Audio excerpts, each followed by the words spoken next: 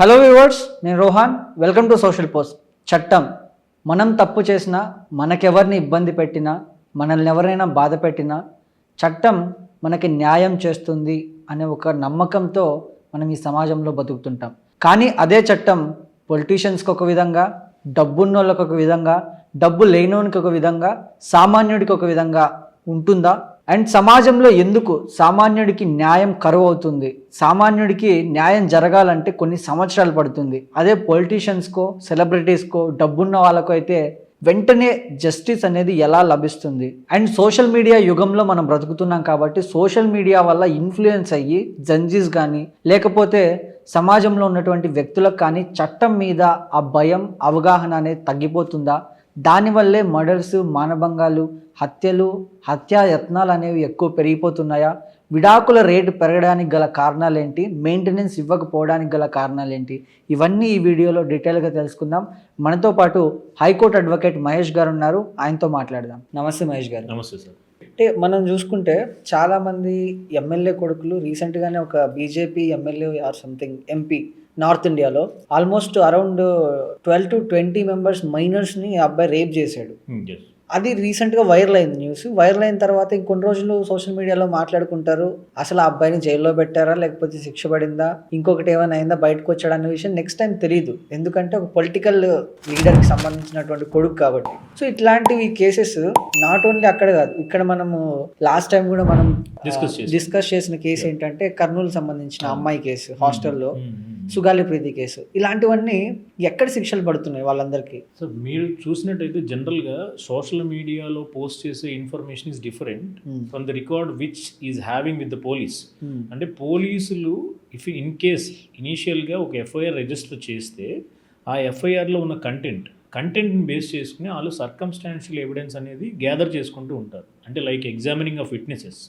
ఇప్పుడు ఒక వ్యక్తి డైరెక్ట్ విట్నెస్ ఉండొచ్చు, ఇండైరెక్ట్ విట్నెస్ ఉండొచ్చు. ఆ పర్టికులర్ ఇష్యూ జరిగినప్పుడు దానికి చైన్ ఆఫ్ ఇష్యూస్ అనేది ఉంటాయి. అంటే డాటేజ్, ఆ లింకింగ్ ఆఫ్ డాట్స్ అనేది మొత్తం కూడా ఉంటాయి. కాబట్టి వాళ్ళు ఈ రెస్పెక్టివ్ ఆఫ్ ఇష్యూస్ గ్యాదర్ చేయడంలో కొంత డిలే అవ్వచ్చు. సో జనరల్గా సోషల్ మీడియాకి ఏంటంటే ఇన్స్టెంట్ జస్టిస్ కావాలి అంటే మాత్రం it will not be permitted as per Indian law.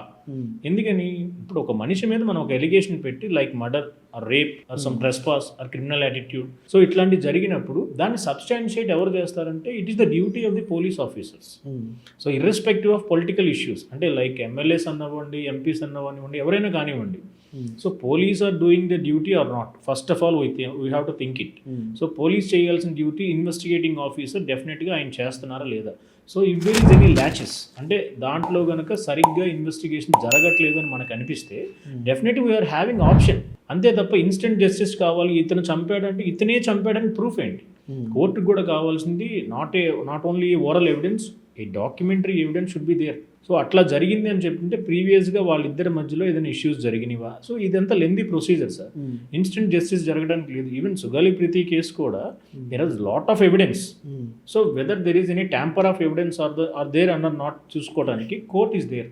So we cannot, అంటే until finalization or until conviction are acquittal given by the court, so we cannot interfere. అంటే జనరల్గా మనం ఏంటంటే ఓవరాల్గా మాట్లాడడానికి బాగానే ఉంటుంది కానీ but what is the exact thing that was happening in that case అంటే we have to study that case and we have to appear before that court. మనకు తెలియదు కదా ఏం జరుగుతుందని.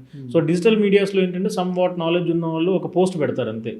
సో ఇప్పుడు ఎట్లా అయిపోయిందంటే కంటిన్యూస్గా we are focusing on mobile phones. So ఒక యాప్లో కానీ ఒక పోస్ట్ ఆర్ రీల్ ఏదైనా మనకు కనిపిస్తే వీఆర్ జస్ట్ ఇన్ఫ్లుయెన్సింగ్ దట్. మనం దాన్ని చూసి ఇదే కరెక్ట్ అన్న పర్స్పెక్టివ్లోకి వెళ్ళిపోతున్నాం.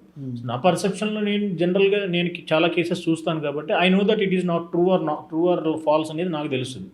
But a common man was not having that much of knowledge. అతను ఏంటి ఈ రూల్ చూడగానే ఇది కరెక్ట్ అనుకుంటాడు. సో సిస్టమ్ అనేది only for the government people, not for the common people అంటారు. Exactly. So it's nothing but ఏంటంటే ఉండొచ్చు సమ్ ఇన్ఫ్లుయెన్స్ డెఫినెట్గా ఉంటుంది, నేను కాదనను. బట్ ఈవెన్ ఉన్నప్పటికీ there should be some protection by the courts. అంటే ఇండిపెండెంట్గా ఎవరు డెసిషన్ తీసుకునేది లేదు. ఎవ్రీథింగ్ మనకి ఏంటంటే legislation, executive, judiciary is there. So protection అనేది ఒక చోట లేకపోతే definitely you are having another remedy. So ఆ ప్రొసీజర్, ల్యాక్ ఆఫ్ ప్రొసీజర్ ఎవరైతే ఉంటారో వాళ్ళకి ఇట్లా అనిపించే తప్ప as a legal background, law knowledge ఉన్న ప్రతి ఒక్కళ్ళు కూడా దే కెన్ ఫైట్ లీగల్లీ. అది నేను చెప్తాను. మొన్న బీహార్లో కూడా ఒక అమ్మాయిని 4 కలిసి రేప్ చేస్తే ఒక కానిస్టేబుల్ వెళ్ళి అక్కడ ఎఫ్ఐఆర్ ఫైల్ చేస్తున్నాడండి అక్కడ ఇన్సిడెంట్కి వెళ్ళి. అంటే ఒక వ్యక్తి అంటే లీగల్ నాలెడ్జ్ లేక, అంటే పేదవాళ్ళు, ఆ తల్లి ఎవరైతే ఉందో ఆమె పేదవాళ్ళు, సో లీగల్ నాలెడ్జ్ అంత ఉండదు. ఒక కానిస్టేబుల్ వెళ్ళి ఆ ఇన్సిడెంట్ దగ్గరికి వెళ్ళి శవాన్ని పక్కన పెట్టుకుని ఆయన ఏదో రాస్తున్నాడు, అది సోషల్ మీడియాలో వైరల్ అయింది. అంటే ఒక వ్యక్తి కేసు పెట్టే ముందు ఎవరి మీద ఇప్పుడు ఇన్సిడెంట్ జరిగింది తెలుసుకోవాల్సినటువంటి విషయాలు ఏంటండి? నేను కేసు పెడుతున్నాను, నాకు ఏం తెలియాలి ముందుగా? సార్ నేను చూసాను ఆ పోస్ట్. యాక్చువల్గా వాళ్ళు కానిస్టేబుల్ రికార్డ్ చేశారు statement, is whether he is having that capacity or not. So ఎప్పుడైనా కూడా ఒక station house officer he is competent to register a crime. Station house officer అంటే మీనింగ్ ఏంటంటే డెఫినిషన్ ఆఫ్ ది SHO అంటారు. అంటే police స్టేషన్లో authorization signatory is different, SHO is different. SHO అంటే like ఇప్పుడు మనకి సర్కిల్ ఇన్స్పెక్టర్ ఉంటారు, సర్కిల్ ఇన్స్పెక్టర్కి సబార్డినేట్గా SI, ASI, head constable, writer. So when there is an absence of these 4 persons, we can take the head constable as a SHO. అంటే వీళ్ళ నలుగురు కనుక ఆబ్సెన్స్ అంటే లైక్ డ్యూటీస్ ఉంటాయి సార్. ఇప్పుడు వీళ్ళకి పొలిటికల్ డ్యూటీస్ ఉంటాయి, ర్యాలీస్ ఉంటాయి, ప్రొటెక్షన్ ఉంటుంది, లేదా వేరే కేసులో రికార్డ్ చేయాల్సిన ఎమర్జెన్సీ కేసెస్ ఉంటాయి. So we cannot blame that. అంటే మనం కానిస్టేబుల్కి ఆ కెపాసిటీ ఉందా లేదని మనం చెప్పలేము. ఆన్ వాట్ కెపాసిటీ వెళ్ళాడు అంటే if incharge was given to that constable by the SHO, అంటే పైనుండే అధికారి కింద ఉండే అధికారికి ఆయన కరస్పాండెన్స్ ఇచ్చి యూ కెన్ గో, నువ్వు వెళ్ళు, ఈ కేసులో రికార్డ్ చేయొచ్చు అంటే చెయ్యొచ్చు.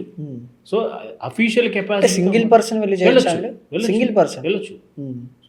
మనకి ఓన్లీ ఇప్పుడు బెటాలియన్ మొత్తం వెళ్ళాలి అన్న సీన్ అయితే ఉండదు. అంటే అక్కడ ఉన్న సిచ్యువేషన్స్ ఏంటో చూడాలి. ఇఫ్ లైక్ అక్కడ లా అండ్ ఆర్డర్ ఇష్యూ వస్తుంది అనుకోండి, definitely they will go with force. Or otherwise అది సస్పీషియస్ డెత్ అనుకోండి, 194 CRPC ప్రకారం సస్పీషియస్ డెత్గా ముందు. ఇంకో చిన్న డౌట్ ఏంటంటే, ఇఫ్ ఇన్ కేస్ ఒక ఎమ్మెల్యే కొడుకో కూతురో, లేకపోతే ఒక MP కొడుకో కూతురో, ఒక కార్పొరేట్ కొడుకో కూతురో ఆ పొజిషన్లో ఉండుంటే పోలీస్ ఏం చేసేవాళ్ళండి? ఎంతమంది పోలీసులు అక్కడికి వెళ్ళేవాళ్ళు? అక్కడ సీన్ ఎంత జరిగేది? నెక్స్ట్ మీడియా ఎలా రియాక్ట్ అయ్యేది? సో అక్కడ జరిగింది జస్ట్ ఒక కామన్ మ్యాన్కి, లీగల్ నాలెడ్జ్ లేని వాళ్ళకి కాబట్టి అలా ఉంది. అది ఒక కానిస్టేబుల్ వెళ్ళాల్సి వచ్చింది. ఇఫ్ ఇన్ కేస్ అది పెద్దవాళ్ళదో డబ్బున్న వాళ్ళదైతే అంటే జనరల్గా సార్ ఇప్పుడు ల్యాక్ ఆఫ్ నాలెడ్జ్ అని మనం అనడానికి లేదు ఇందులో. So even media, or police, or lawyers, or judiciary, legislation, I mean politics, ఎవరైనా పొలిటికల్గా ఉన్న వాళ్ళు they should bound to do they duty first. So మీరు జనరలైజ్ చేసి మాట్లాడుకుందాం మనం. ఈవెన్ ఇప్పుడు పబ్లిక్లో ఒక ఇష్యూ జరిగితే the media will give more importance to the persons who belongs to some. అంటే మనం ఎవరిని చెప్పక్కర్లేదు, పాయింట్అవుట్ చేసి ఎందుకు మీడియా అట్లా చేస్తుంది అంటే they will get some rating. So ఎప్పుడైతే వాళ్ళ వ్యూస్ అనేవి పెరుగుతాయో ఫైనాన్షియల్ ఇష్యూస్ అనేవి ఎక్కువ ఉంటాయి కాబట్టి okay. But the journalist also, అంటే ఇప్పుడు జనరలైజ్ చేసినప్పుడు చెప్పినప్పుడు ఎవరైతే ఈ మీడియా ఇష్యూస్లో ఇన్వాల్వ్ అయ్యి ఉంటారో వాళ్ళు ఎందుకు ఇట్లాగా ఈ సస్పీషియస్ డెత్లో జరిగిన దాన్ని సీరియస్గా తీసుకోవట్లేదు. ఫస్ట్ డెఫినెట్గా పోలీసులు చేయాల్సిన డ్యూటీ ఏంటి? తీసుకురాగానే స్టేట్మెంట్ తీసుకోవడం, రికార్డ్ చేయడం. 1 కానిస్టేబుల్ చేసిన అదే పని, 10 మంది పోలీసులు చేసిన అదే పని, ఎక్కువ మంది చేయట్లేదు. But what about the other things? Media ఎందుకు దాన్ని ప్రొజెక్ట్ చేయలేదు? ఒక సోషల్ మీడియాలో ఒక పోస్ట్ పెట్టినంత మాత్రం నథింగ్ విల్ హ్యాపెన్ కదా. So what is happen behind this అనేది తెలియాలి అంటే ఒక ఆర్టికల్ ఏదైనా రాస్తే it will be some what, అదొక హాట్ టాపిక్ అయ్యేది, ట్రెండింగ్ అయ్యేది. దాని గురించి ఎవరన్నా కొంచెం ఈవెన్ పోలీసులు కూడా బేసింగ్ ఆన్ ద ప్రెజర్, అంటే మీడియా ప్రెజర్ ఉన్నప్పుడు డెఫినెట్గా పోలీసులు కూడా ఇన్వెస్టిగేషన్ చాలా కేర్ఫుల్గా చేస్తారు. సో పొలిటికల్గా ఇన్వాల్వ్ అవ్వట్లేదంటే మనం జనరల్గా చెప్పాలంటే పాలిటిక్స్లో ఉన్న పొలిటీషియన్స్ కావాల్సింది nothing but vote bank. So ఆ మైనర్ ఇప్పుడు ఆ ప్లేసెస్ ఏదైతే ఉంటాయో హెవీ ఓట్ బ్యాంక్ లేనప్పుడు డెఫినెట్గా ఎవరు ప్రిఫర్ చేయరు. సమ్ కార్పొరేటర్, పంచాయతీ ఆఫీసర్స్ వీళ్ళు వెళ్తారు తప్ప రొటీన్ ప్రొసీజర్ ప్రకారం ఇంకెవరు కూడా దాన్ని ప్రిఫర్ చేసే అవకాశం ఉండదు. అంటే బెనిఫిట్ ఆఫ్ దేర్ ప్రొఫెషన్ అంతే తప్ప నథింగ్ బట్. సో మనకి ఎవరైనా కూడా సమ్ సీరియస్ ఇష్యూస్ తీసుకున్నప్పుడు డెఫినెట్గా they have to take their own, అంటే వాళ్ళు ఇది మనకు చేస్తే what is the benefit we will get అనేది మర్చిపోతే డెఫినెట్గా మనకు అక్కడ జరిగిన ఇష్యూని మనం ప్రపంచానికి తెలియజేయాలి అంటే మన ఇన్వాల్వ్మెంట్ డెఫినెట్గా ఉండాలి అందులో. అది నేను సీరియస్గా తీసుకోవాలా, నాకెందుకులే అయిపోయింది కదా, అయిపోయింది దాని గురించి ఒక కానిస్టేబుల్ వెళ్ళాడు రికార్డ్ చేసుకుని వచ్చాడంటే వెరీ కామన్ అది. సో దాన్ని ప్రతి ఒక్క ఆస్పెక్ట్లో కూడా అందరూ సీరియస్గా తీసుకుని అయ్యో ఒక వ్యక్తి ఇట్లా జరిగిందంటే we should not repeat it again. అది మళ్ళీ జరగకూడదు అంటానికి మనం ప్రికాషనరీ మెజర్స్ ఏం తీసుకున్నాం అది ఇంపార్టెంట్ తప్ప ఈ కేసెస్లో మనం ఇది హైప్ ఉన్న కేసా లేకపోతే లేని కేసా అన్న దాని గురించి కన్నా కూడా ఎవ్రీవన్ షుడ్ రెస్పాన్సిబుల్. ఆ జరిగిన ఇష్యూస్ కానీ ఏదైనా ఉన్నప్పుడు ఖచ్చితంగా మన నుంచి మనం ఇట్లాంటి ఒక ఇష్యూ జరిగినప్పుడు దాని మీద మనకున్న కెపాసిటీలో మనం ఎంతవరకు మనల్ని ఫుల్ టైమ్గా దాన్ని చూసుకోగలం, ఇట్లాంటివి చాలా ఇంపార్టెంట్ మనకి. సో అవి ఒక్కరిని బ్లేమ్ చేయలేం. వెదర్ ఇట్ మీ పోలీస్ జుడిషియరీ పొలిటికల్గా ఎవరిని కూడా మీరు అన్నది కూడా కరెక్టే. వాస్తవంగా some belongs to higher cadre అన్నప్పుడు వాళ్ళు కనుక సమ్ సస్పీషియస్ ఇష్యూస్లో ఇన్వాల్వ్ అయ్యి ఉంటే ఎవ్రీ వన్ విల్ రెస్పాండ్. ఎందుకు రెస్పాండ్ అవుతారంటే posting of that issue in the social media they will gain some viewers likes ఇలా మోర్ థింగ్. అలా వాళ్ళకి ఏంటంటే ఎక్కువ బెనిఫిట్ ఎప్పుడు ఉంటుందో అప్పుడు చూసుకుంటున్నారు తప్ప ఎవరు కూడా ఇప్పుడు జస్టిస్ కానీ సోషలిజం కానీ సెక్యులర్ స్టేట్స్ అని చెప్తారు మనకి. So why not will protecting the interest of people. So అది మర్చిపోయారు అందరూ. సో ఎప్పుడైతే some responsibility we are having to fight against the injustice caused to them, so then automatically we can go for it. ఇట్లా so ఏమైనా issues ఉన్నప్పుడు కూడా legal notices పంపిస్తుంటారు. Legal notice రాగానే కొంతమంది కొన్ని తప్పులు చేస్తుంటారు. బేసిక్గా ఎక్కువ ఎలాంటి తప్పులు జరుగుతుంటాయండి? Sir basically when the legal notice received అంటే జనరల్గా నేను కూడా చాలా మందిని చూశాను. After committing of that mistake they came to us. ఏంటంటే ఇగ్నోర్ చేస్తారు ఫస్ట్. ఆ లీగల్ నోటీస్కి ఏమవుతుంది, అడ్వకేట్ ఇచ్చే నోటీస్కి అంత వాల్యూ ఉంటుందా, నథింగ్ కదా, సో తీసుకోవచ్చులే చూడొచ్చులే. తర్వాత వాళ్ళు ఏంటంటే ఒక నోటీస్ ఇచ్చినప్పుడు there should be some time frame. మీరు నోటీస్లో ప్రేయర్ పోర్షన్స్ దగ్గర చూడండి, జనరల్గా వాళ్ళు ఏంటంటే ఒక టైం ఫ్రేమ్ ఇస్తారు. You have to respond to this notice with in 7 days or 10 days or 15 days అని. So if they fail to respond అయితే కనుక వీళ్ళు ఏం చేస్తారు, నోటీస్ ఇచ్చిన వాళ్ళు ఆటోమేటిక్గా సూట్ లేకపోతే కేస్ ఫర్దర్ స్టెప్స్ ఏదైతే లీగల్ రెమెడీస్ ఉంటే ఫైల్ చేస్తారు. ఈ ఇగ్నోరెన్స్ ఆఫ్ నోటీస్ ఎప్పుడైతే మనం రిప్లై నోటీస్ గనక మనకి వచ్చిన లీగల్ నోటీస్కి ఇవ్వలేకపోతామో డెఫినెట్గా ఏమవుతుందంటే మనం ఒక స్టెప్ అనేది లీగల్ స్టెప్లో డ్రాబ్యాక్ అయినట్టే. సో బ్యాక్ స్టెప్ ఎప్పుడైతే మనకు ఆటోమేటిక్గా తెలియకుండా పడుతుందో అది ల్యాక్ ఆఫ్ నాలెడ్జ్ అయినా సరే లీగల్గా it is not permissible. So when ever they file A case అంటే వాళ్ళు ఒక కేసు ఫైల్ చేసిన తర్వాత మనం కోర్టుకు వెళ్ళి కంటెస్ట్ చేసేటప్పుడు ఖచ్చితంగా they will take that objection. అంటే మీరు లీగల్ నోటీస్కి ఎందుకు రిప్లై ఇవ్వలేదు. సో లీగల్ నోటీస్కి రిప్లై ఇవ్వకపోతే ద మెయిన్ థింగ్ ఏంటి అంటే నోటీస్లో ఉన్న కంటెంట్స్ అన్నీ అడ్మిట్ అయినట్టే. Okay. So when there is no denial అంటే నేను అవన్నీ అబద్ధాలు అని నేను డినై చేయలేకపోతే nothing but half admitting the fact. నేను అడ్మిట్ అయినట్టే ఆటోమేటిక్గా. సో రెస్పాండ్ అవ్వకపోతే మనం అన్ని ఒప్పుకున్నట్టు. డెఫినెట్గా కోర్ట్ ఆ ప్లీ కూడా తీసుకుంటుంది. సో ఇఫ్ ఇన్ కేస్ నువ్వు నిజంగానే చేయకపోతే ఎందుకు నువ్వు రిప్లై ఇవ్వలేదు అన్నదానికి మీరు కోర్టుకి ఖచ్చితంగా ఆన్సర్ చేయాలి విత్ ఎవిడెన్స్.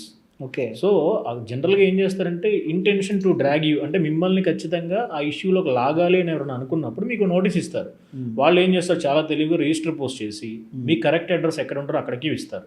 మీరు తీసుకుని after receiving of that notice when you fail to respond అయితే ఆ ఇష్యూ మీకు కేస్ ట్రయల్ జరిగేటప్పుడు డెఫినెట్గా మీకు పాయింట్అవుట్ అవుతుంది. అదొక ఇష్యూ ఫ్రేమ్ అవుతుంది. So the person who received the notice was failed to respond to that notice అంటారు. అంటే నోటీస్ రిసీవ్ చేసుకుని నేను దాన్ని డినై చేయలేదు కాబట్టి it is an admitted fact. Admit అయిపోతుంది కంటెన్షన్స్. తర్వాత మీరు ఎన్ని ప్లీడింగ్స్ తీసుకుని ఇంకా బెటర్ లాయర్ అంటే మంచి లాయర్ని పెట్టుకున్నా సరే ఉపయోగం ఉండకపోవచ్చు సమ్ కేసెస్లో. సో ఖచ్చితంగా ఎప్పుడైనా నోటీస్ రిసీవ్ అయితే రెస్పాండ్ అవ్వండి, దానికి ఖచ్చితంగా డినైల్ చేయండి. సో మీరు దాన్ని ఇగ్నోర్ చేస్తే రేపొద్దున కేసు వేసినప్పుడు ఎవరైనా సరే ఖచ్చితంగా సఫర్ అవుతారు. ఆ సఫరింగ్ ఆఫ్ లీగల్ బ్యాక్గ్రౌండ్ అనేది వద్దు, ఖచ్చితంగా రెస్పాండ్ అవ్వండి నోటీస్ వచ్చినప్పుడు. Don't ignore that. ఓకే. అంటే ఇంకొకటి ఏంటంటే ఇప్పుడు ఫైనాన్షియల్ ఫ్రాడ్స్ నుంచి కూడా నోటీసెస్ వస్తాయి. ఆర్బిట్రేషన్ అవార్డ్స్ అని కొంతమంది నేను చూశాను రీసెంట్గా. సార్ ఇట్లా లీగల్ నోటీస్ వచ్చింది సమ్ వేరే స్టేట్స్ నుంచి లైక్ ఢిల్లీ, యూపీ, కల్కట్టా నుంచి వచ్చినాయి వాళ్ళకి. అంటే వీళ్ళు ఏం చేస్తారంటే ఆన్లైన్ ఫైనాన్స్ తీసుకుని వాళ్ళు రెస్పాండ్ అవ్వకపోతే అక్కడి నుంచి ఆర్బిట్రేషన్ నోటీస్ ఒకటి, ఆర్బిట్రేషన్ అవార్డు ఒకటి, లీగల్ నోటీస్ ఒకటి ఇష్యూ చేస్తారు.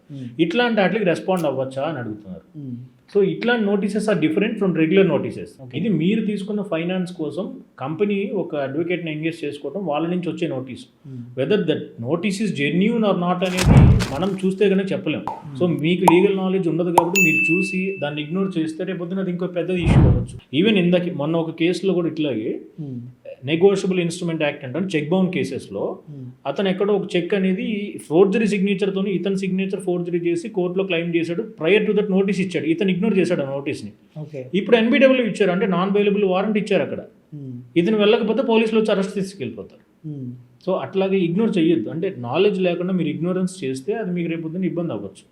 సో అట్లాగే ఎప్పుడైనా ఇగ్నోరెన్స్ చేసేటప్పుడు ఒక లాయర్ అడ్వైస్ తీసుకుని అది కరెక్టా కాదా, ఇగ్నోర్ చేయొచ్చా లేదా ఫార్మల్ నోటీస్కి రిప్లై ఇవ్వాలా లేదా అనేది చూడండి. Then you can go for it. అట్లా. సో విన్నారుగా, చట్టం ఎవరికి చుట్టం కాదు, ప్రతి ఒక్కరికి న్యాయం అనేది జరుగుతుంది, కానీ జరగడం లేట్ అవ్వచ్చు. కానీ సామాన్యుడికి ఒక విధంగా, పొలిటికల్కి ఒక విధంగా, లేకపోతే సెలబ్రిటీస్కి ఒక విధంగా చట్టం ఎప్పుడూ పనిచేయదు. చట్టం అందరికీ సమానమే. కానీ చట్టాన్ని తెలుసుకోవడం, దాని గురించి అవగాహన పెంచుకోవడం, చట్టాన్ని మనం ఎలా ఉపయోగించుకోవాలో తెలిసినప్పుడే నీకు న్యాయం అనేది జరుగుతుందని ఈ పాడ్కాస్ట్ ద్వారా మీకు అర్థమయ్యే ఉంటుంది. So thank you for watching.